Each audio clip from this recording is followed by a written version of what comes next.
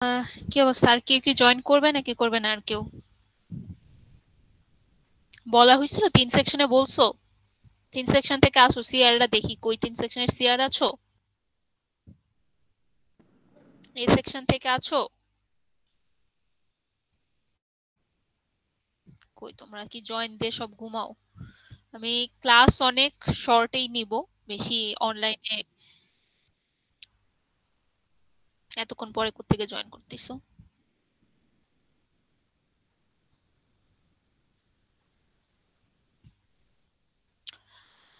শুনো, তোমরা যারা এখন আছো তারা জয়েন করছো, ভালো কথা।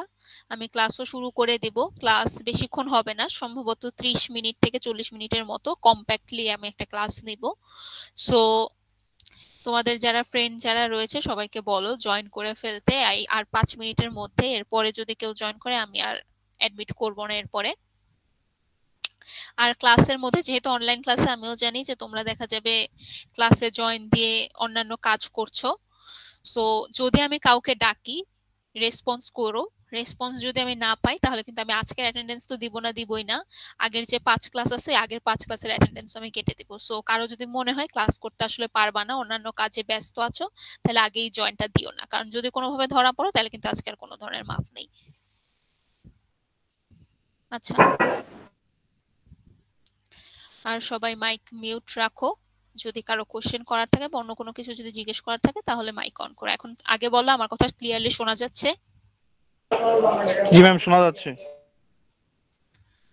আচ্ছা, ঠিক আছে।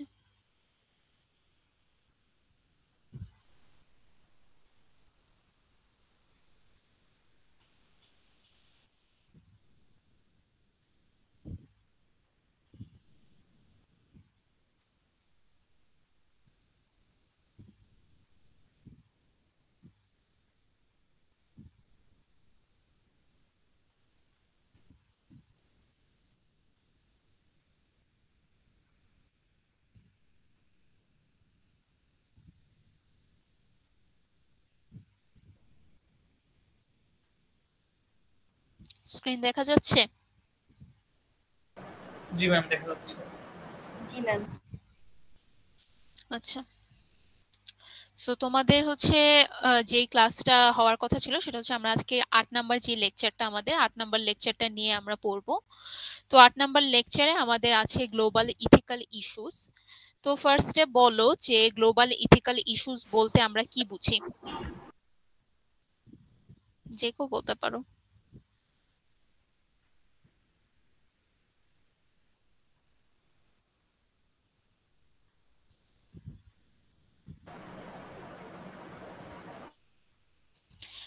আচ্ছা, দেখো, গ্লোবাল ইথিক্যাল ইস্যুস বলতে আমরা যেটা বুঝি যে আমাদের যে ইথিক্যাল কনসার্ন গুলো রয়েছে, যেগুলো আমরা বিভিন্ন, যে গত 2টা স্লাইডে আমরা মোরালিটি এবং ভ্যালুস এবং এরপরে যেটা ইঞ্জিনিয়ারিং সেফটি,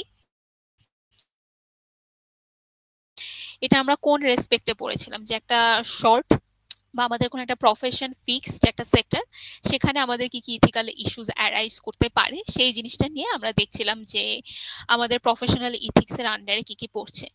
তো এরপরে আমরা যেটা দেখবো, এরপরের টপিকটা হচ্ছে গিয়ে গ্লোবালি এই কি কি ইথিক্যাল ইস্যুস তোমাদের ফেস করা দরকার হতে পারে অ্যাজ আ প্রফেশনাল।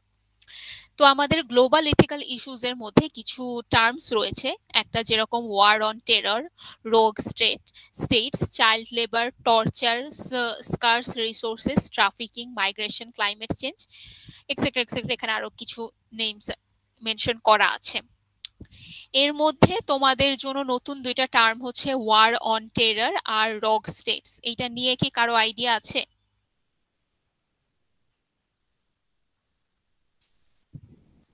নাই কারো আইডিয়া? আচ্ছা, তোর আইডিয়া না থাকলে সমস্যা নাই। আইডিয়া না থাকলে এই 2টা টার্ম বলতে কি বোঝায় আসলে তোমরা এটা একটু দেখে নিও। তো আমাদের জন্য বা আমরা কেন গ্লোবাল ইথিক্যাল ইস্যুস গুলো অ্যাজ এ ইঞ্জিনিয়ার পড়বো? গ্লোবাল ইথিক্যাল ইস্যুস এর মধ্যে কিছু ইস্যুস যেরকম যেগুলো আমি বোল্ড করে রেখেছি, child labour, স্কার্স resources, climate change, এই টার্মস গুলো আমাদের সাথে ডিরেক্টলি নানাভাবে রিলেটেড বা ইন্টার রিলেটেড সিভিল ইঞ্জিনিয়ারিং প্রফেশনের সাথে। সো আমাদের জানার জন্য, আমাদের এই টার্মসগুলো বোঝার জন্য আমরা গ্লোবাল ইথিক্যাল ইস্যুস নিয়ে কথা বলবো। এর মধ্যে যেটা আছে যে যেরকম গ্লোবাল ইথিক্যাল ইস্যুস বা ডিলেমাস গুলো আমাদের জন্য জানা কেন দরকার। জানা দরকার হচ্ছে যে আমাদের যে বিভিন্ন ক্ষেত্রে ডিলেমাস তৈরি হতে পারে এবং পরবর্তীতে আমরা ফিউচার গোলস গুলো শেপিং এর ক্ষেত্রে এই গ্লোবাল ইথিক্যাল ইস্যুস গুলো একটা ইম্পর্টেন্ট ফ্যাক্টর হিসেবে কাজ করে। তো গ্লোবাল ইথিক্যাল ইস্যুস এর মধ্যে ফার্স্টে আমরা যেটা নিয়ে দেখব সেটা হচ্ছে মাল্টিন্যাশনাল কোম্পানিজ বা এমএনসি। মাল্টিন্যাশনাল কোম্পানিজ কি বলতে কি বোঝায়?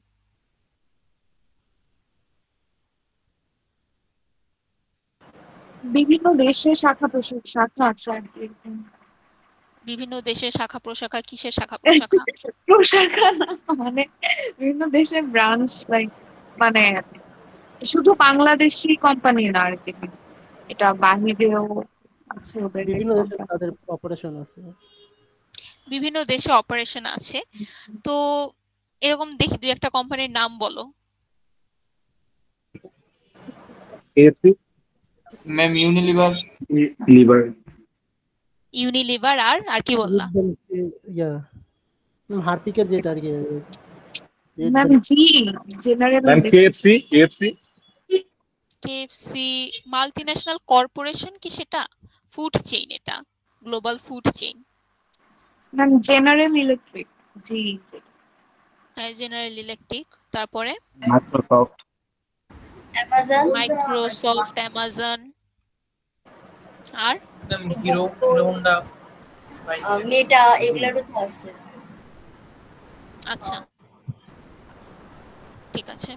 তো আমরা মোটামুটি আমরা জানি যে আমাদের মাল্টিন্যাশনাল কর্পোরেশন বলতে আমরা সাধারণত কি বুঝি, যে এমন কিছু অর্গানাইজেশন যেগুলোর এফেক্ট বা যেগুলোর ওদের যে স্কোপ অফ ওয়ার্ক সেটা কোনো একটা দেশের ক্ষেত্রে নির্দিষ্ট নেই, এবং সেই ওদের বিভিন্ন কারণে বলো, রিসোর্স সোর্সিং এর জন্য বলো অথবা ম্যান পাওয়ার রিসোর্সিং বলো, বিভিন্ন কারণে সেটা বিভিন্ন দেশে ওদের ব্রাঞ্চ রয়েছে এবং সেখানে প্রচুর মানুষ একসাথে কাজ করছে বা একটা বড় একটা কি বলবো চেইন ওরা ক্রিয়েট করেছে।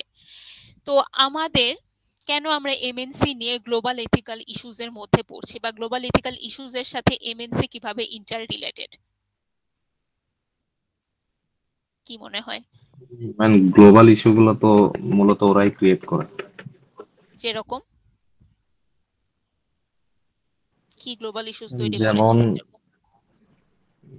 ম্যাম বড় যেমন লার্জ স্কেলের যে ইন্ডাস্ট্রি গুলো আছে ওদের যে কার্বনের ইস্যুটা, কার্বন নিঃসরণ, এই টাইপের বিভিন্ন ধরনের দূষণ, এগুলো তো বড় বড় ইন্ডাস্ট্রি আর ওরা করে থাকে, যেগুলো মাল্টিন্যাশনাল বা হ্যাঁ, তো ম্যাম, তার এটা একটা মানে গ্লোবাল ইস্যু। আচ্ছা বলো। যে মাল্টিন্যাশনাল কোম্পানিগুলো আছে এইগুলো যদি ম্যাম কোনো আনইথিক্যাল কাজ করে সেটার ইফেক্ট তো পুরো ওয়ার্ল্ড ওয়াইড করে। যেমন ফেসবুক, সাপোজ এরা যদি কোনো আনইথিক্যাল কাজ করে, এরা যদি মানে এদের ক্লায়েন্টের যে ডেটা এগুলো যদি সেল করে, তো এইগুলো তো মানে ওয়ার্ল্ড ওয়াইড ইমপ্যাক্টটা পড়বে। আচ্ছা, হ্যাঁ, তো আমরা দেখতে পাচ্ছি যে আমরা প্রথমেই যেরকম ফার্স্ট স্লাইডটা যেটা ছিল, আমাদের ফার্স্ট স্লাইডে কি ছিল? ফার্স্ট স্লাইডে আমরা যে বিভিন্ন গ্লোবাল ইস্যুস গুলো দেখছিলাম, সেই গ্লোবাল ইস্যুস এর মধ্যে যেগুলো হাইলাইট করা আছে সেটা ছাড়াও গ্লোবাল ট্রেড বা গ্লোবাল প্যান্ডেমিক্স, হিউম্যানিটেরিয়ান ইন্টারভেনশনস, বিভিন্ন ক্ষেত্রে আমরা এমএনসির একটা বড় ভূমিকা সেখানে দেখতে পাই। তো এমএনসি কি সবসময় খারাপ বা সব দিকে কি এমএনসির নেগেটিভ, কি মনে হয়? এমএনসি কি না পজিটিভ? ম্যাম, অনেক সময় নেগেটিভ, অনেক সময় পজিটিভ। অনেক সময় নেগেটিভ এবং অনেক সময় পজিটিভ, এবং নেগেটিভ এবং পজিটিভ ব্যাপারটাকে বোঝার জন্য আমাদের ফার্স্টে আসলে এমএনসিটা কিভাবে কাজ করে বা এমএনসিটা কি সেটা নিয়ে আমাদের একটা বেসিক আইডিয়া থাকা দরকার। তো ফার্স্ট বেসিক আইডিয়ার জন্য আমাদের ফার্স্ট দুইটা স্লাইডে আমরা দেখি কি বলছে। তো ফার্স্টে যেটা বলছে সেটা হচ্ছে এমএনসির যে ডেফিনেশনটা, তো সেটা আমরা নিজেরাই একটু আগে ডিসকাস করলাম, তো সেটা নিয়ে আমরা আর না যাই। তো এমএনসি যেটা করে, এমএনসি বিভিন্ন দেশে ওরা কেন হচ্ছে শাখা প্রশাখা বা ওদের যে অন্যান্য বিজনেস গুলো সেগুলো কেন রাখার ট্রাই করে? লাভ কি ওদের? ফ্র্যাঞ্চাইজিস গুলো থাকলে হচ্ছে মানে এটা সব জায়গায় মানুষ ডিস্ট্রিবিউটেড হেল্প পাইতে পারে জিনিসটা থেকে। যেমন বাংলাদেশে যেমন অ্যাপল ছিল না, এখন আছে কিনা জানি না, তবে বাইরে থেকে আনতে গেলে যে প্রাইসটা পড়ে বাংলাদেশে সেটা ডাবল হয়েছে। তো সেটা তো কাদের সুবিধা? এটা তো কনজিউমারদের সুবিধা। মানে ওরা কেন হচ্ছে গিয়ে অন্য অন্য দেশে ট্রাই করবে যে ওদের মাল্টিন্যাশনাল ওরা কোম্পানি তো আন্ডার অন্য ডেভেলপড অথবা ডেভেলপিং কান্ট্রি গুলোতে আর কি আসতে চায় যাতে লেবার আর বেশি পায়, মানে খেটে খাওয়া মানুষ অথবা যেখানে দরকার সুযোগ, তাহলে ওরা কাজ করা মানুষ বেশি পাবে, ওদের বেশি আর্নিং হবে, এরকম কিছু। হ্যাঁ, আচ্ছা, ইয়া কিছু বলতে চাচ্ছিলা, বলো, শেষ করো। নাজমুল কিছু না বলতে ম্যাম, চাচ্ছিল? ওটাই বলতে চাইছিলাম না। আচ্ছা, হ্যাঁ, তো যেটা বললা আর কি, যে ওদের মেইন টার্গেটটা থাকে যে যখন ওরা এই কোম্পানিগুলো অন্যান্য দেশে শিফট করবে, ওদের জন্য চিপ প্রাইসিং ব্যাপারটা অনেক বড় একটা ইস্যুস হয়ে দাঁড়ায়। তো এই কারণে ওরাও ট্রাই করে যে গ্লোবাল মার্কেটটাকে ধরার, এবং গ্লোবাল মার্কেট ধরার জন্য বা রিসোর্সিং এর জন্য তখন ওরা হচ্ছে গিয়ে আন্ডার ডেভেলপড বা ডেভেলপিং যে কান্ট্রিগুলো থাকে সেই ক্ষেত্রে ওরা সেই সব দেশগুলোকে টার্গেট করে জেনারেলি। তো এটা দুই দিক দিয়েই ভালো বা খারাপ, দুইটা এফেক্টই আছে। আমাদের দেশের জন্য ভালো, আমাদের যেরকম মার্কেট বা জব অপরচুনিটিস অনেক বেড়ে যায়, সেরকম আমাদের জন্য কিছু ক্ষতিকর দিকও রয়েছে। আচ্ছা, আরো কিছু জেনারেল কথাবার্তা আছে এখানে, যেরকম the growth of internet means a company can be based in one location but sell around the world helping it to grow powerful. তো ইন্টারনেট গ্রো করার সাথে এবং সেই সাথে চায়না যখন ওদের মার্কেটটাকে ওপেন করে দিল, তো তখন দেখা গেল যে আমাদের এই এমএনসি গুলো তাদের অ্যাক্টিভিটিস আরো বিস্তৃত হয়ে যায়। তো এমএনসির ইনফ্লুয়েন্স আমাদের লাইফে অনেক বেশি, আমাদের ডেইলি লাইফে আমরা যেসব জিনিস ইউজ করি, তোমরাই যেগুলো আর কি বিভিন্ন এমএনসির যে নামগুলো বললে, সেই নামগুলোর মধ্যেও দেখবা যে সেখানে আমাদের কি সব ধরনের এলিমেন্টস, আমাদের ডেইলি ইউজের যে প্রোডাক্ট গুলো বলো অথবা এনার্জি বলো, যেটাই বলো না কেন, সব ক্ষেত্রে এমএনসির একটা বড় ভূমিকা রয়েছে। এবং এমএনসি গুলোকে নিয়ে জানার আরো একটা রিজন হচ্ছে এগুলো ইকোনমিক্যালি বা ফিনান্সিয়ালি অনেক বেশি স্ট্রং হয়ে যাচ্ছে। যেরকম লাস্টে একটা পয়েন্ট বলা হচ্ছে, in terms of wealth Apple is worth $2 trillion, putting it ahead of both Russia and Canada. তো এই দুইটা দেশের চেয়ে ওদের হচ্ছে গিয়ে টোটাল যে ওয়েলথ অফ অ্যাপল সেটা বেশি। তো তার মানে কি, দুইটা পাওয়ারফুল দেশের তুলনায় যখন একটা কোম্পানির নেট ওর্থ বেশি থাকবে, তখন সেটা একটা থ্রেট হিসেবেও আসতে পারে যদি না তারা ইথিক্যালি স্ট্রং হয়ে থাকে। তো এখন আমরা নেক্সট স্লাইডে যাচ্ছি। নেক্সট স্লাইডে আমরা কথা বলবো যে আসলেই এমএনসি কি ধরনের ইম্প্যাক্ট সোসাইটির উপর রাখছে। তো এখানে যেটা বলছে যে ফার্স্টে, at the same time the developing countries are also benefited by fresh job opportunities, job with higher remuneration and challenges, transfer of technologies and several social benefits by the wealth development. তো এটা এখন জিজ্ঞেস করি, দাঁড়াও, যে যারা এতক্ষণ ধরে কথা বলতেছে তাদের বাদ দিয়ে কাউকে জিজ্ঞেস করি। অনিক সাহা আছো? জি মিস। আচ্ছা, বলো এই জব অপরচুনিটি কি, কিভাবে জব অপরচুনিটি বাড়ায়? মিস মানে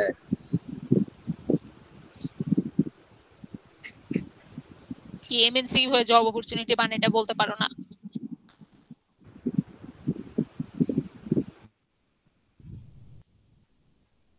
তো কি করলে এতক্ষণ ক্লাসে বসে? এতক্ষণ শুনলেও তো কিছু একটা বলা যায়।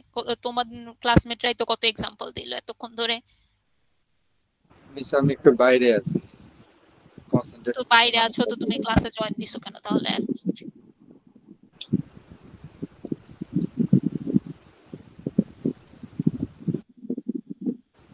আচ্ছা, অন্য কে আছো? আর কেউ অন্য একজন বলো তাহলে।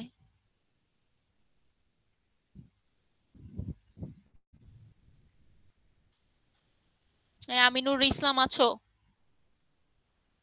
জি ম্যাম। তুমি বলো কি বুঝছো?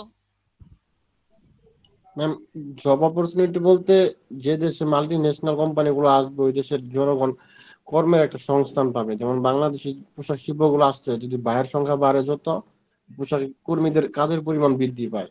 আর দেশের যদি কোনো কারণে বাইরেরা চলে যায় তাহলে অর্থনীতিতে ব্যাপক ধস নামে, এরকম কিছু। আচ্ছা, হ্যাঁ, ঠিক আছে, যেটা তুমি এক্সাম্পল বলতে চাইছো ওকে, সেটা হইতে পারে। তো আমরা বিভিন্ন ক্ষেত্রে এরকম দেখতে পাই যে বিভিন্ন যে এমএনসি গুলো আছে বাংলাদেশে, যেরকম ধরো ইউনিলিভার আমরা একটা বড় এমএনসি হিসেবে বা এক্সাম্পল হিসেবে দেখতে পারি।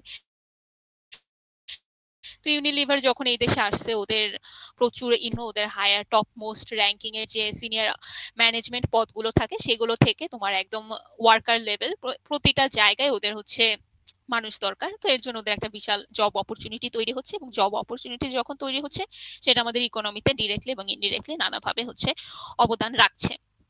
আচ্ছা, তো আমরা সেটা থেকে বুঝতে পারছি যে আমাদের বিভিন্ন ধরনের ভালো কাজে মাল্টিন্যাশনাল কোম্পানিগুলো সাহায্য করতে পারে। এটার মধ্যে একটা এক্সাম্পল আছে যেরকম যে ট্রান্সফার অফ টেকনোলজি।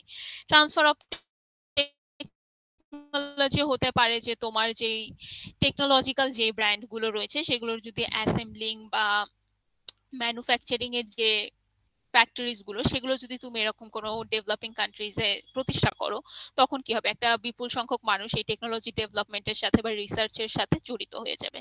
তো তখন তাদের টেকনোলজিক্যাল যে অ্যাডভান্সমেন্ট গুলো সেটা হবে, তখন ওখানে যারা ট্রেইন হয়েছে তারাই হয়তো পরবর্তীতে তাদের নিজস্ব ইনোভেশন নিয়ে আলাদা করে ওই দেশের একটা কোম্পানি তৈরি হতে পারে। এটার একটা পসিবিলিটি থাকে। এবং সোশ্যাল বেনিফিটস এর মধ্যে হতে পারে অনেক ক্ষেত্রে ওরা দেখা যায় যে ওদের প্রোডাক্ট যখন লঞ্চ করা হয়, প্রোডাক্ট লঞ্চের সাথে রিলেটেড কোনো ক্যাম্পেইন, হেলথ ক্যাম্পেইন হতে পারে বা অন্য কোনো ধরনের হেলথ ক্যাম্পেইনই সাধারণত বেশি হয়। ওরা যখন নতুন করে একটা প্রোডাক্ট লঞ্চ করে, প্রোডাক্টটা যাতে মানুষজন কেনে বা মানুষজন জানতে পারে সেই জন্য ওরা বিভিন্ন সময় বিভিন্ন ক্যাম্পেইন করে থাকতে পারে। তো যেরকম ধরো হ্যান্ড ওয়াশ একটা এক্সাম্পল হতে পারে। ওরা যখন হচ্ছে কি হ্যান্ড ওয়াশ লঞ্চ করবে তখন এই রিলেটেড কিছু ক্যাম্পেইন করতে হবে, এর মাধ্যমে মানুষের মধ্যে একটা যে এই রিলেটেড সচেতনতা বা হাইজিন রিলেটেড যে একটা নলেজ, যে নলেজ গ্যাপটা ছিল একদম ধরো প্রাইমারি বা রুট লেভেলে, ওরা বিভিন্ন কি করে, বিভিন্ন স্কুলে বাচ্চাদের স্কুলে যায় এবং স্লাম এরিয়া যেখানে থাকে সেখানে যেও বাচ্চাদেরকে বোঝানোর ট্রাই করে যে একদম রুট লেভেলের মার্কেটটাকে ধরার যদি ট্রাই করে ওরা, তখন এরকম বিভিন্ন ক্যাম্পেইন হয়, এর মাধ্যমে একটা সোশ্যাল অ্যাওয়ারনেস বলো বা সেই সোশ্যাল বেনিফিটস গুলো চলে আসে। বাট এই সবকিছুর পরে এখানে যেটা বলা হচ্ছে যে আমাদের সোশ্যাল বা কালচারাল ডিস্টারবেন্স চলে আসতে পারে, অথবা loss of jobs for the home country এবং loss of and the loss or exploitation of natural resources. তো কালচারাল ডিস্ট্রিবিউশনে বা কালচারাল ডিস্টারবেন্স কিভাবে আসতে পারে, কে একজন বলো।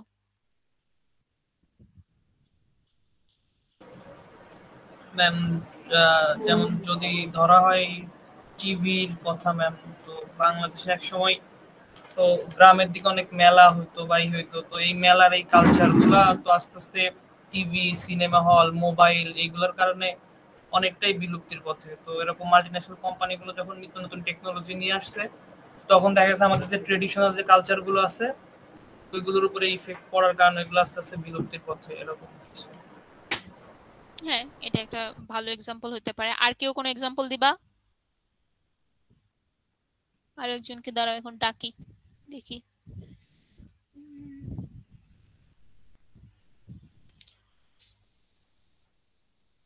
এমডি শাফিন আলম আছো? নাই।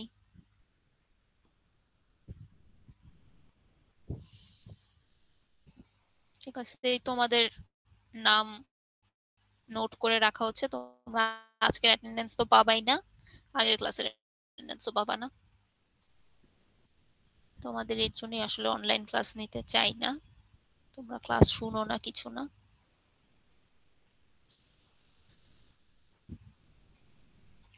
আচ্ছা, তো দেখো আমরা যেটা বলছিলাম যে আমাদের কালচারাল ডিস্টারবেন্স আসতে পারে অথবা loss of jobs in the home country, বলতে যেটা বোঝাচ্ছে যে তোমাদের আমাদের যেই মেইন কান্ট্রি যেখানে এই প্রথম ফ্যাক্টরিটা তৈরি হয়, সেই ক্ষেত্রে ওরা যেহেতু হচ্ছে গিয়ে ওদের কোম্পানিগুলো বা জবগুলো অন্যান্য দেশে ট্রান্সফার করে বা ফ্যাক্টরিজ গুলো অন্যান্য দেশে ট্রান্সফার করা হয়ে যায়, সেই ক্ষেত্রে তখন একটা রিস্ক থেকে যায় যে ওই হোম কান্ট্রিতে জব অপরচুনিটিস কিছুটা কমে যেতে পারে। এবং লস অফ ন্যাচারাল রিসোর্সেস, এটার একটা এক্সাম্পল তো আমরা ধরো রিসেন্ট না, এটা আসলে অনেকদিন আগে থেকেই কোকাকোলার ক্ষেত্রে দেওয়া যায় যে কোকাকোলার ইউজেস এর জন্য তোমাদের যে গ্রাউন্ড ওয়াটার লেভেল এটা কমে যাচ্ছে, এবং বিভিন্ন ক্ষেত্রে ওরা শুধু কোকাকোলা না, যে কোনো মাল্টিন্যাশনাল কোম্পানি, বড় কোম্পানির ক্ষেত্রে ওরা এক্সপ্লয়েট করে থাকে। এই এক্সপ্লয়টেশনের কারণে ন্যাচারাল রিসোর্স আইমেটের ক্ষেত্রে একটা বড় ধরনের এফেক্ট থেকে যায়।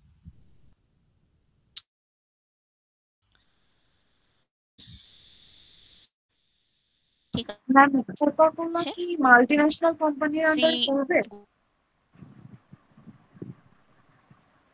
তো পড়বে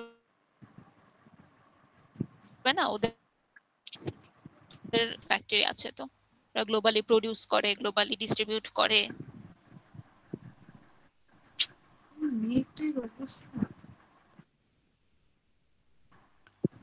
ম্যাম শুনতে কেএফসি পেয়েছো তুমি? ম্যাম কেএফসি আর ইয়াজু তো ফুড চেইন না, তো কোকা-কোলা কি ফুড চেইনে পড়বে না?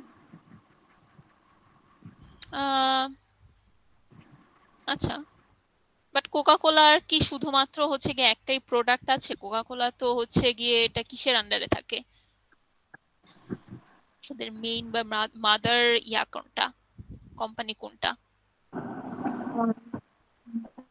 জানি না। কোকা-কোলা ম্যাম কোকা-কোলাই মাদার কোম্পানি। ইন্ডিভিজুয়াল ব্র্যান্ডই মনে হয়। হ্যাঁ, আমারও এটাই মনে হচ্ছিল কোকা-কোলা ইন্ডিভিজুয়ালি হওয়ার কথা, বাট মাল্টিন্যাশনাল কর্পোরেশন হওয়ার জন্য কিছু ক্যারেক্টারিস্টিক্স কিন্তু অন্য আছে বড় যেগুলো কোম্পানির কোকা-কোলা আন্ডারে আছে। হয়তো করে। বুঝি নাই।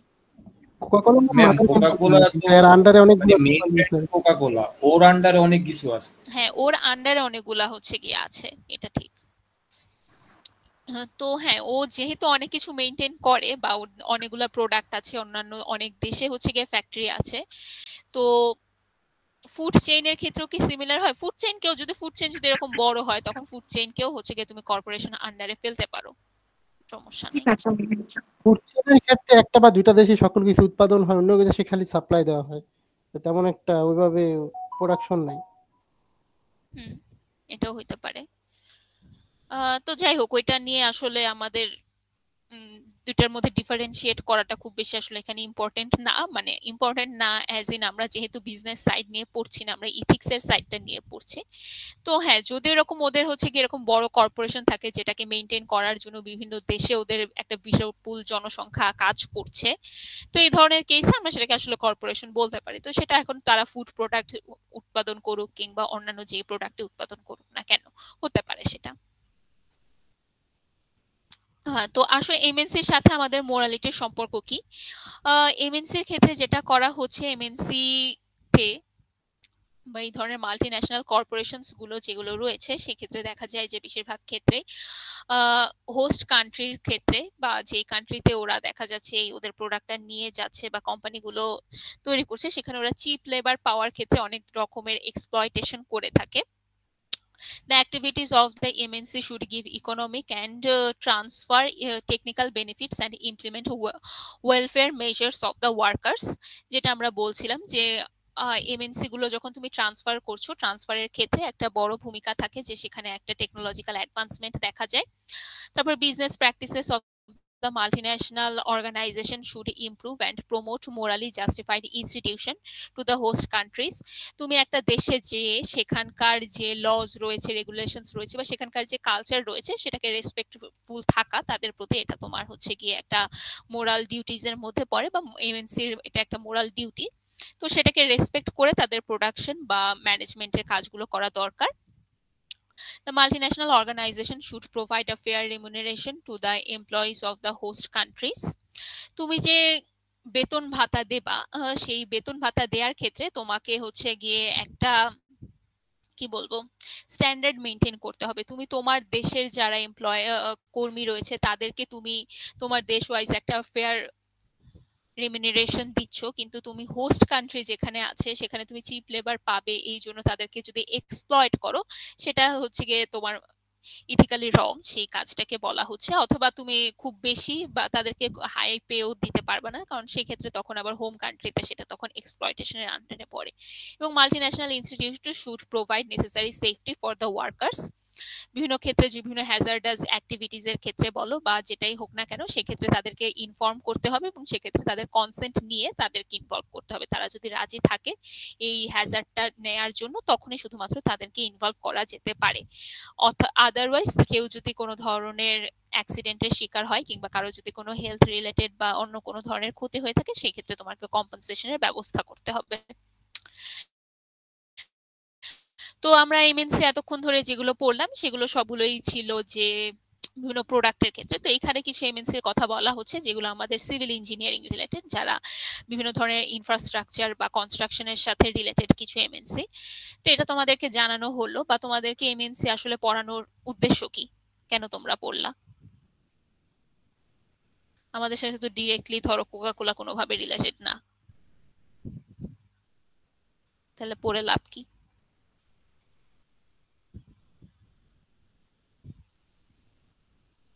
অনেক মাল্টিন্যাশনাল কোম্পানি তো এখন বাংলাদেশে কাজ করতেছে।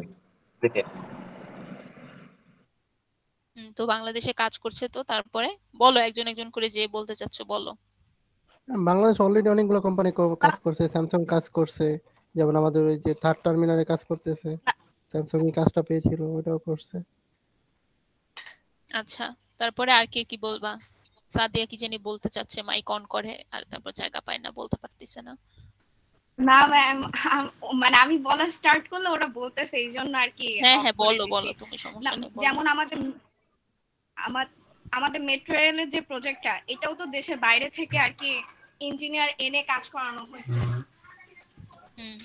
ইভেন হচ্ছে পদ্মা সেতুর ক্ষেত্রেও, প্লাস হচ্ছে কি জানি ওটাকে বলে,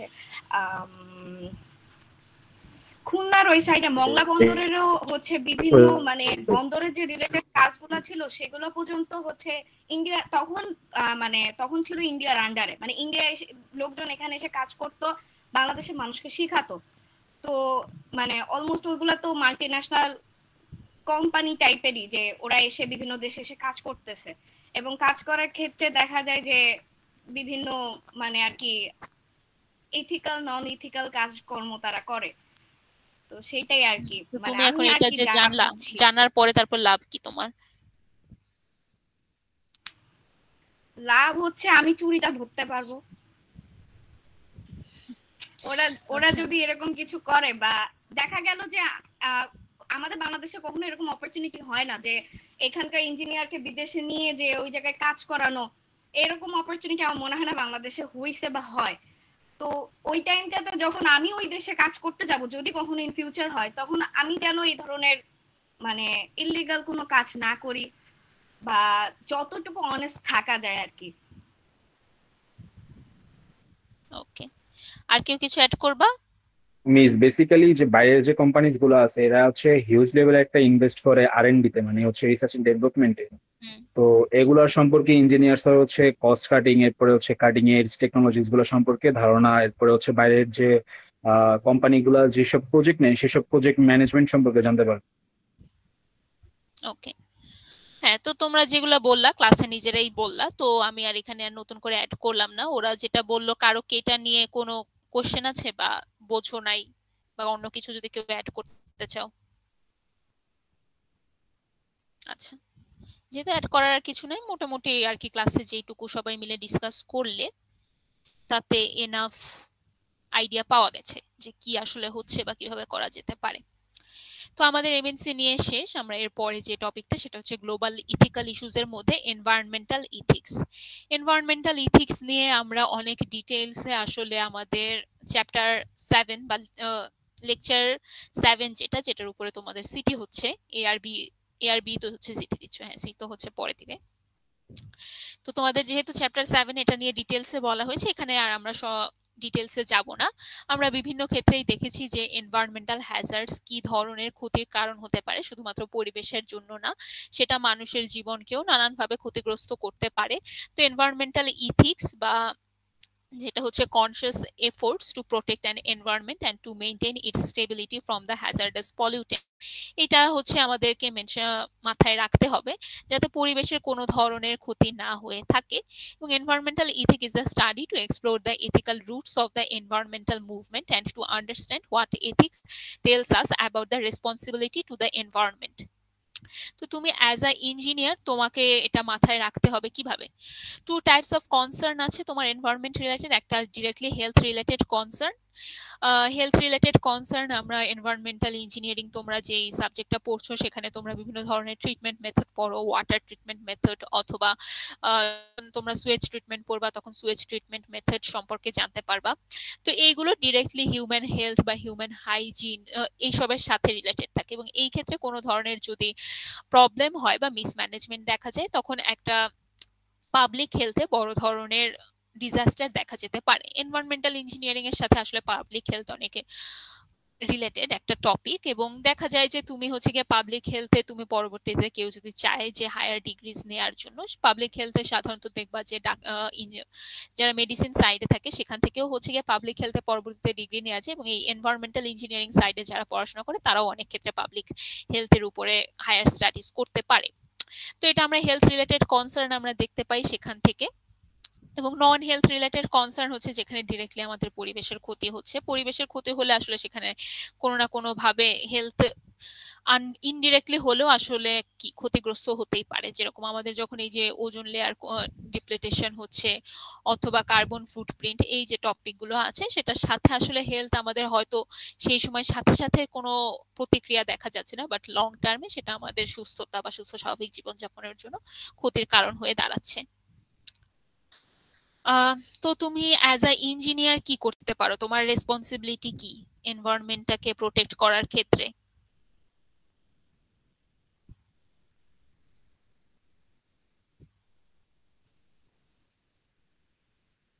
কাকে জিজ্ঞেস করবো, একজনকে জিজ্ঞেস করি আরেকবার। আসো ফারহান করিম আছো? জি ম্যাম। তো বলো তুমি অ্যাজ আ ইঞ্জিনিয়ার তোমার রোল কি, কি করা যেতে পারে? Ma'am environment related? হ্যাঁ, এনভায়রনমেন্টকে প্রোটেক্ট করার ক্ষেত্রে অ্যাজ আ ইঞ্জিনিয়ার তোমার কি কি ইথিক্যাল কনফ্লিক্ট আসতে পারে বা সেক্ষেত্রে তুমি কিভাবে ডিসাইড করতে পারো? ম্যাম আমরা মেইনলি কনস্ট্রাকশন রিলেটেড যেই কাজগুলো করি এগুলোকে ম্যাম আরো যদি এনভায়রনমেন্ট ফ্রেন্ডলি করা যায়, যেমন এখন অনেক জায়গায় ম্যাম এনভায়রনমেন্ট ফ্রেন্ডলি কনস্ট্রাকশন হয়, যেমন বিভিন্ন রিসোর্ট টাইপ জায়গাগুলোতে ম্যাম যাচ্ছে ওই ইট বা সিমেন্ট এগুলোর পরিবর্তে ম্যাম অনেক জায়গায় বাঁশ বা কাঠ দিয়ে অনেক ধরনের স্ট্রাকচার তৈরি করা হয়, ওই টাইপ কিছু করলে। ওকে, হ্যাঁ এটা একটা আছে যে তোমার ওই যে যেটাকে বলে prevention is better then cure. তুমি যদি কোনো একটা প্রবলেম ক্রিয়েটের আগে কোনোভাবে সেটাকে সলভ করতে পারো, সেক্ষেত্রে এখন দেখা যাচ্ছে যে তোমার ডিরেক্টলি অনেক ক্ষেত্রে কংক্রিট বা সিমেন্ট বেসড যে এলিমেন্টগুলো আছে সেখানে ডিরেক্টলি ইউজ না করে অন্যান্য বিভিন্ন অল্টারনেটিভ এখন ইভালুয়েট করা ট্রাই করা হচ্ছে বা ট্রাই করা হচ্ছে, যেটা অল্টারনেটিভলি তুমি সিমেন্টের কি বলবো রিপ্লেসমেন্ট হিসেবে ইউজ করতে পারো কিনা সেগুলো দেখা হচ্ছে। এটা একটা হতে পারে। এছাড়া আরো কিছু হতে পারে যে তুমি যখনই কোনো ডিসিশন নিতে যাচ্ছ সেই পার্টিকুলার ডিসিশনের ক্ষেত্রে সেটা এনভায়রনমেন্টকে কিভাবে ক্ষতিগ্রস্ত করছে সেটাকে ইভালুয়েট করা। আমরা বিভিন্ন ক্ষেত্রে দেখি যে ইএমপিএ বা এনভায়রনমেন্টাল অ্যাসেসমেন্ট ইমপ্যাক্ট বিভিন্ন ধরনের অ্যাসেসমেন্ট থাকে, ম্যানেজমেন্ট প্ল্যান থাকে, এই ধরনের যে প্রোগ্রামগুলো আছে বা ডকুমেন্টস গুলো আছে এগুলো আমরা প্রিপেয়ার করার ট্রাই করি এবং প্রিপেয়ার করে সেখানে আমরা ট্রাই করি যে এনভায়রনমেন্টটাকে কিভাবে প্রোটেক্ট করা যায় তার জন্য প্রপার মেজারমেন্টস নেওয়া। তো ঠিক আছে, এনভায়রনমেন্টাল কনসার্ন কি কি থাকা উচিত অ্যাজ আ ইঞ্জিনিয়ার সেটা নিয়ে আমরা এখানে ডিটেলসে যাব না, এটা তোমরা অলরেডি অন্যান্য ক্লাসে বা অন্য চ্যাপ্টারে ডিটেলসে আলোচনা করা হয়েছে। তো অ্যাজ আ ইঞ্জিনিয়ার তোমাদের থেকে এটা এক্সপেক্ট করা হচ্ছে তোমরা এনভায়রনমেন্টকেও ইম্পর্টেন্স দেবে তোমাদের যখন কোনো ডিসিশন নিতে হবে ইঞ্জিনিয়ারিং ডিসিশনের ক্ষেত্রে। এরপর লাস্টে যেটা আসছে সেটা হচ্ছে কম্পিউটার ইথিক্স। কম্পিউটার ইথিক্স আসলে আমার চেয়ে তোমরা ভালো জানো, দেখি কম্পিউটার ইথিক্স বলতে কি বোঝাচ্ছে। Computer ethics is defined as study and analysis of nature and social impact of computer technology, formulation and justification of policies for ethical use of computers. বলো এখন কম্পিউটারের সাথে ইথিক্স এর সম্পর্ক কি, বা কম্পিউটার দিয়ে কিভাবে আনইথিক্যাল কাজ করা যায়? Hacking, copyright. Hacking, copyright, ChatGPT দিয়ে অ্যাসাইনমেন্ট কর। ম্যাম আমাদের জন্য সবচেয়ে ডিজাইন চুরি করা আমাদের সবচেয়ে ম্যাম চ্যাটজিপিটি দিয়ে সিটি দাও। চ্যাটজিপিটি দিয়ে সিটি দাও, ওকে। আর কেউ কিছু? চ্যাট জিপিটি দিয়ে যে যারা সিটি দিয়েছিল তাদের কি ইথিক্যাল কোনো পরিবর্তন হয়েছে? ইথিক্স কোর্স তো অলমোস্ট শেষ, 8 নম্বর লেকচার পড়াচ্ছি। জি ম্যাম।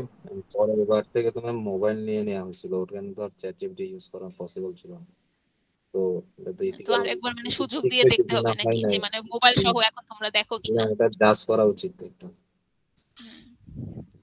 তোমাদের তো এথিক্সের পরিবর্তন হয় নাই, এই যে যাদের হচ্ছে গিয়ে বললাম যে ক্লাস না করলে আর ক্লাসে জয়েনই দিও না, সমস্যা নেই, এক ক্লাসের অ্যাটেন্ডেন্স মিস গেলে কিছু হবে না। তাও দেখি কয়েকজন জয়েন দিয়ে রাখছো, কোনো খবর নাই, বাইরে আছে, এই আছে সেই আছে, কত কিছু আছে। যাদের আমি পাই নাই তাদের আসলে অ্যাটেন্ডেন্স দিব না, তোমরা যা ইচ্ছা তাই করো। আচ্ছা, আর কেউ কিছু অ্যাড করবা? No ma'am. আচ্ছা ম্যাম ফিশিং করা যেতে পারে? বুঝি নাই। মানে ফিশিং লিংক পাঠানো অনেক ক্ষেত্রে মানে হ্যাক করার জন্য বা স্প্যামিং এই টাইপ তো অনেক কিছুই করা যায়। হ্যাঁ, আসলে আমাদের এই কম্পিউটারে কম্পিউটার বলো ম্যাম, কম্পিউটার শর্ট টার্ম, এখন এটা নিয়ে তো ম্যাম বললে অনেক কিছু বলা যায়, কজ এটার মাল্টিপল সেক্টর আছে যেগুলো নিয়ে বলা যায়। যদি আপনার ওই যে সফটওয়্যার বা হার্ডওয়্যার রিলেটেড কোনো ব্যাপার বলি সেটা এক ধরনের থাকবে, আর যদি আমরা সিভিল ইঞ্জিনিয়ারিং রিলেটেড বলি সেটা একরকম, আবার কেউ যদি বিজনেস পারপাজে হয়, এখন সবকিছুই তো ম্যাম টেকনোলজির মানে দিয়েই কাজ করতেছে, তাই না? তো এটা আসলে ম্যাম একটা ব্রড টার্ম হয়ে যায়। যদি একটু স্পেসিফিক্যালি আমাদেরকে বলে দিতেন যে এই ফিল্ডের ক্ষেত্রে কম্পিউটার এথিক্সটা কিভাবে কাজ করে, তাহলে বলাটা আর একটু সহজ হতো। তো তুমি বলো, সিভিল ইঞ্জিনিয়ারিং একটাই বলো, তুমি তো মেনশন করলা, তুমি বলো দেখি।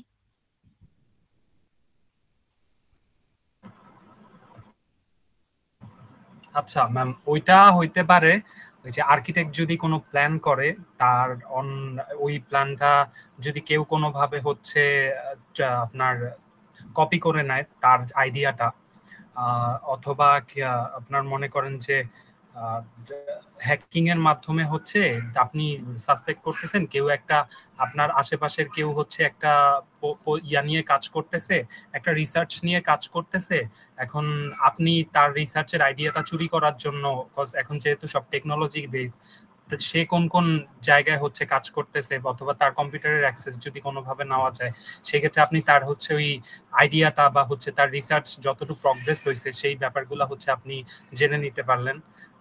এই তো। আর ম্যাম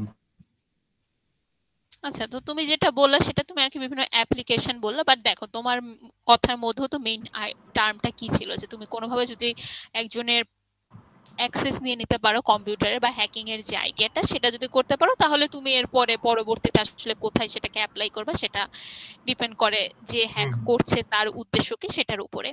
তো মেইন টার্ম যেরকম আমাদের হ্যাকিং, তো আমরা দেখি এখানেও সেই ধরনের কথাই কিছু বলা হচ্ছে যে কিছু ইথিক্যাল ইস্যুস চলে আসে। সেই ইথিক্যাল ইস্যুস এর মধ্যে ফার্স্টে বলা হচ্ছে যে computer as the instrument of unethical acts. Unethical acts তুমি কি কি করতে পারো, যেটা বলা হচ্ছে যে যেই কাজটা হয়তো তোমার কাছে এক্সপেক্ট করা হচ্ছে তুমি করবে, সেই কাজটা তুমি না করে তুমি কম্পিউটারকে দিয়ে আসলে করাতে পারো। যেরকম তোমাদের বিভিন্ন ক্ষেত্রে আমরা দেখা যায় যে কি করো, অ্যাসাইনমেন্ট করতে দেওয়া হয়, তোমাদের নিজেদেরকে অ্যানালাইসিস করার কথা থাকে, সেটা তোমরা না করে আমাদের বর্তমানে এখন মানে আগে তো শুধু কম্পিউটার ছিল, এখন কম্পিউটারের সাথে নতুন যোগ হয়েছে আর্টিফিশিয়াল ইন্টেলিজেন্স, বা যেটা একদম ইউজার লেভেল। আর্টিফিশিয়াল ইন্টেলিজেন্স আইডিয়াটা তো আর নতুন না, বাট সেটা আগে ইউজার লেভেলে বা এইভাবে অ্যাভেলেবল ছিল না, এখন এটা অনেক বেশি অ্যাভেলেবল হয়ে গেছে এবং এটা ফ্রি, তোমার পেমেন্টও করতে হচ্ছে না, যে তুমি একটা সিগনিফিকেন্ট নাম্বার অফ কোয়েশ্চেন্স তুমি ইজিলি আস্ক করতে পারো উইদাউট এনি পেমেন্ট। তো এইসব ক্ষেত্রে দেখা যায় যে তুমি তোমার কাজগুলো আসলে ওকে আর্টিফিশিয়াল ইন্টেলিজেন্স দিয়ে করাতে পারো। সেটা ইউজ করাটা আনইথিক্যাল না একটা সার্টেন অ্যামাউন্ট পর্যন্ত। বা তোমরা যেরকম রিসার্চের কথাই বললে, যে রিসার্চের ক্ষেত্রেও আসলে এখন হয়তো চ্যাট জিপিটি ইউজ করা যায়, তো সেটা তুমি কোন ক্ষেত্রে ইউজ করবে সেটা আসলে একটা ডিপেন্ড করে, যে তুমি যদি রিসার্চটা নিজে করেছো, ডেটা অ্যানালাইসিসটা তুমি নিজে করেছো, এরপর অনেক ক্ষেত্রে দরকার হতে পারে আমাদের কিছু ক্ষেত্রে আমাদের যেই ফ্রেজিংটা, আমাদের ফ্রেজিং এর চেয়ে হয়তো এআই এর হেল্প নিয়ে যে আমরা ফ্রেজিং করব সেটা অনেক বেটার হবে, সেই ক্ষেত্রে আমরা নিতে পারি হেল্প। বাট তুমি অ্যানালাইসিস নিজে করলা না, তুমি হচ্ছে গিয়ে সম্পূর্ণটাই যদি এআই দিয়ে করো সেটা তখন আনইথিক্যাল ইউজ হয়ে যায়। এরপর যেটা বললা ব্রেকিং প্রাইভেসি, ইনফরমেশন আর ডাটা হচ্ছে কোনোভাবে যদি অ্যাক্সেস করা যায় বা ইরেজ করা যায়, ওনারশিপ চেঞ্জ করা যায়। ডিফ্রড আ bank or a bank account of a client by accessing or withdrawing money from others bank account। আমরা যদি কোনোভাবে ওই যে এটা তুমি কোনোভাবে যদি আমাদের বিভিন্ন সময় আমরা দেখি যে আমাদের ন্যাশনাল ডেটাবেস থেকে ডাটা লিক হয়ে যাচ্ছে, এবং ফেসবুক বা এই ধরনের সোশ্যাল মিডিয়ার বিরুদ্ধে তো অ্যালিগেশন থাকেই যে ওরা হচ্ছে গিয়ে ওদের ইউজারদের ডাটা সেল করে, যে ডাটাগুলো ইউজ করে অন্যান্য কোম্পানিগুলো আমরা যেরকম যখন যেটা চাই, যেটা নিয়ে আমরা কথা বলি সেটাই দেখা যায় যে এরপরে বিভিন্ন সময় বিভিন্ন অ্যাপস গুলোতে, যে সোশ্যাল মিডিয়ার অ্যাপস কিংবা ইউটিউব বা অন্যান্য জায়গায় দেখা যায় সেই রিলেটেড প্রোডাক্টস গুলো আমাদের বারবার শো করতে থাকে। তো এই ক্ষেত্রে আসলে আমাদের প্রাইভেসির যে ব্রিচিংটা সেই ধরনের কিছু কেসেস আসে। হ্যাকিং তোমরা নিজেরাই বারবার বলছো যে সফটওয়্যার স্টোলেন বা ইনফরমেশন বিভিন্ন ধরনের ফিনান্সিয়াল লস হতে পারে এটার সাথে, অথবা তোমার যে ইন্টেলেকচুয়াল প্রপার্টি যেগুলো রয়েছে সেগুলো কোনোভাবে হ্যাক হতে পারে, তোমার ফিনান্সিয়াল এবং ইন্টেলেকচুয়াল লস থাকতে পারে এই ক্ষেত্রে। ভাইরাস ছড়াতে পারে বলতে কিভাবে ভাইরাস ছড়াতে পারে এইগুলো আসলে তোমরা তো মনে হয় যে আইসিটি তে পড়ছো না?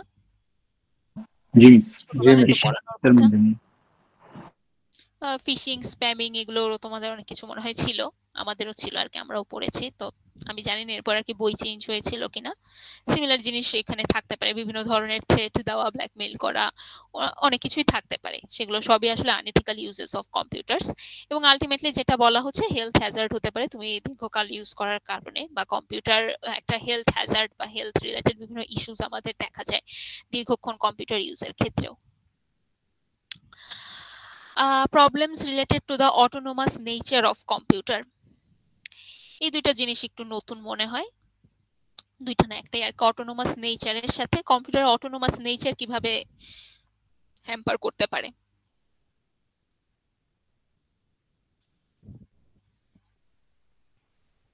এটা লাস্ট আরেকজনকে জিজ্ঞেস করে দেখি, এমডি এজাজ আহমেদ রুদ্র আছো? Yes ma'am. ম্যাম আমার নেট সমস্যা, আমি শুনি নাই ম্যাম। একটু শুনো নাই? আচ্ছা বলো, এই যে problems related to the autonomous nature of computer বা কম্পিউটারের অটোনোমাস নেচার বলতে কি বুঝছো, বা এটার জন্য কি প্রবলেম হতে পারে? ম্যাম আইডিয়া নাই। আইডিয়া নাই? অটোনোমাস নেচার বলতে কি বোঝায়? ম্যাম কোন টাইপের থ্রেট বা এই টাইপের থ্রেট তাই বোঝায়? অন্য কেউ বুঝছো? কেউ বুঝলে বলো। ম্যাম আমি একটা রিসেন্ট एग्जांपल দিতে চাই আর কি।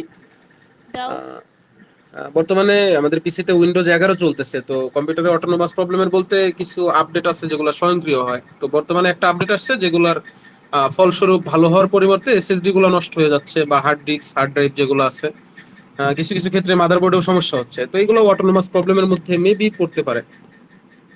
হ্যাঁ, এটা অটোনোমাস প্রবলেমের মধ্যে পড়তে পারে। এটা আসলে চাচ্ছি না যে আপডেটটা আমি চাই কিন্তু অটোমেটিক হয়ে যাচ্ছে এরকম এই ধরনের কিছু প্রবলেম, মানে যেই জিনিসটাতে তুমি আসলে তোমার কোনো ইনপুট নাই, তোমার ইনপুট ছাড়া কম্পিউটার নিজে নিজেই কিছু ডিসিশন নিয়ে নিচ্ছে। এটা ওই যে আমাদের আর্টিফিশিয়াল ইন্টেলিজেন্স জিনিসটাকে ইনকর্পোরেট করার কারণেই দেখা যাচ্ছে যে ওরা এটা হয়তো নিয়ে নিচ্ছে।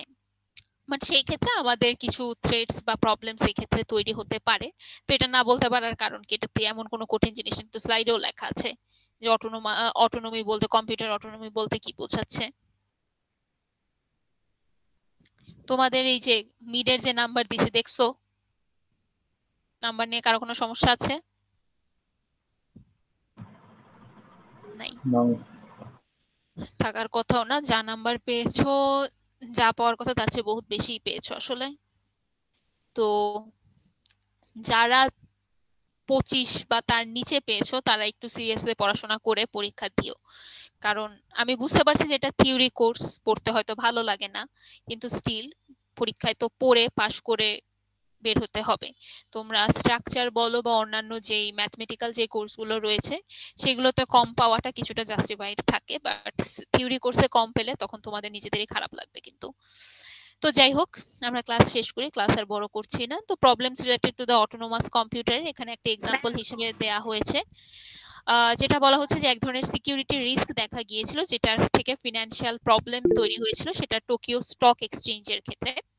টোকিও স্টক এক্সচেঞ্জের ক্ষেত্রে দেখা গেছে যে তোমাদের যেই শেয়ারটার দাম পার শেয়ার ছিল ৬,০০০ ইয়েন, সেটা হয়ে গিয়েছিল কোনো এক ধরনের ইস্যুজের কারণে, অটোনমির কারণে সেটা পার শেয়ার 1 ইয়েনে বিক্রি হয়েছিল। তো এই ক্ষেত্রে ওই কোম্পানির একটা হিউজ লস এক্ষেত্রে তৈরি হয়েছিল। তো এটা সিকিউরিটি লস এবং loss of human lives. Loss of human lives আসলে এটা যেরকম বলা হয় যে আমাদের কিছু অটোমেটেড কার্স এখন ইউজ করা হচ্ছে, এটা নিয়ে বিভিন্ন ধরনের ডিবেটের মধ্যে একটা ডিবেট থাকতে পারে যে তুমি যখন পুরো কন্ট্রোলটাই মানুষের বদলে একটা সিস্টেমের উপরে দিয়ে দিচ্ছ, সেই ক্ষেত্রে হিউম্যান থ্রেটস এর একটা ব্যাপার চলে আসতে পারে। ও অনেক ক্ষেত্রে এমন ডিসিশন নিতে পারে যেটাতে কার অ্যাক্সিডেন্টের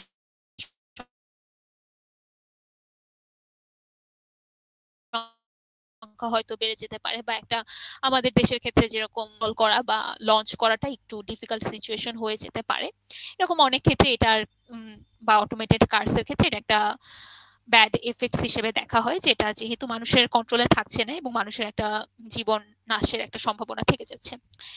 তো এই পর্যন্তই ছিল আমাদের গ্লোবাল যে ইথিক্যাল ইস্যুস গুলো। আমরা অটোনমি বা আমাদের যেই মোরালিটি বা ভ্যালুজ নিয়ে ফার্স্টে পড়লাম, এরপরে ছিল আমাদের ইঞ্জিনিয়ারিং সেফটি এবং লাস্টলি গ্লোবাল ইথিক্যাল ইস্যুস। এর মাধ্যমে আমাদের ইথিক্সের পার্টটা শেষ। এরপরে আমাদের যে নেক্সট যে লেকচারটা হবে সেটা হচ্ছে ইথিক্যাল কন্ডাক্টস এর উপরে বা ইথিক্যাল কোডস এর উপরে, যে আমরা বিভিন্ন সোসাইটির আন্ডারে কি কি শিখছি কিংবা কি কি আমাদের জানা দরকার। তো ঠিক আছে, তো ক্লাস এই পর্যন্তই। তোমাদের কালকে সিটি কাদের?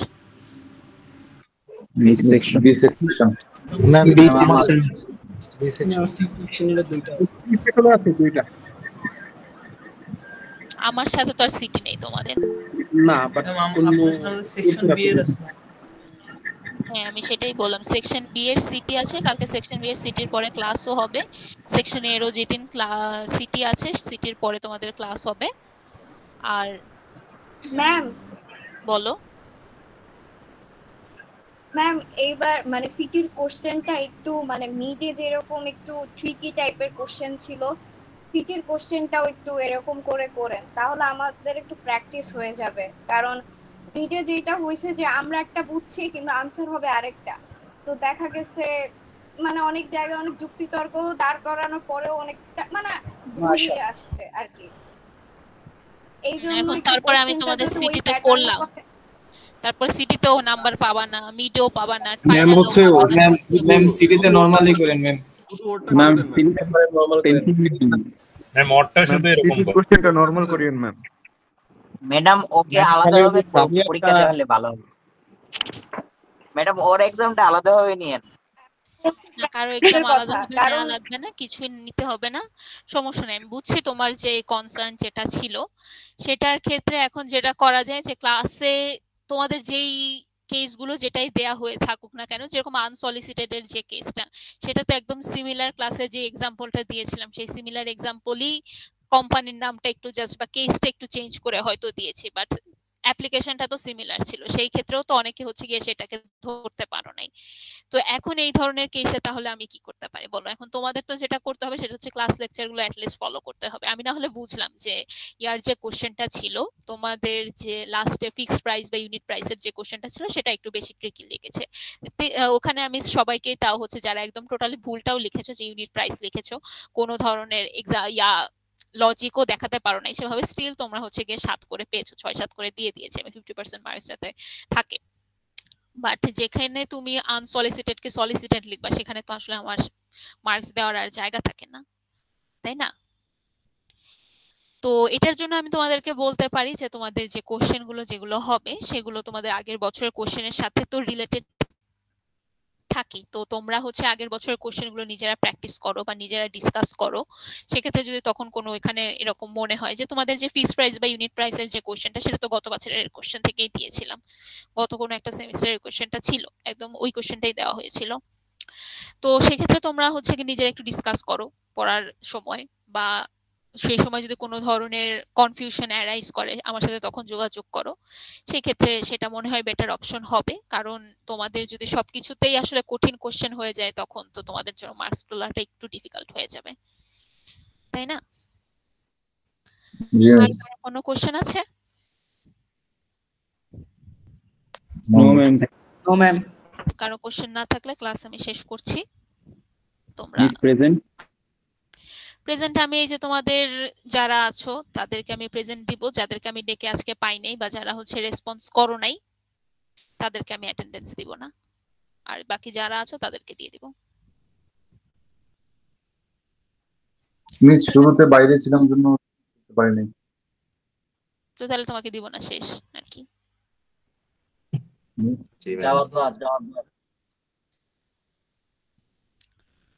চিন্তা করা লাগবে না, এখন যারা আছো তাদের সবাইকে দিব। যদি হচ্ছে এখন তার নাম ডেকে লাভ নেই, এখন ডাকা শুরু করলে তো তোমরা সবাই তোমাদের বন্ধু বান্ধব যারা আছে সবাইকে বলবা প্রেজেন্ট দেওয়ার জন্য, কিন্তু এখন যাদেরকে আমি হচ্ছে নাম যখন খুঁজেছি ক্লাসের মধ্যে তখন রেসপন্স করো নাই তাদেরকে আজকে আর অ্যাটেন্ডেন্স দেওয়া হবে না, এবং তাদের আগের ক্লাসের অ্যাটেন্ডেন্স আমি কেটে দেব। ঠিক আছে, শেষ, ক্লাস শেষ। সবাই এখন যার যেটা কাজ আছে কাজ করতে যেতে পারো। ঠিক আছে, আসসালামু আলাইকুম। ওয়ালাইকুম আসসালাম। আসসালামু আলাইকুম।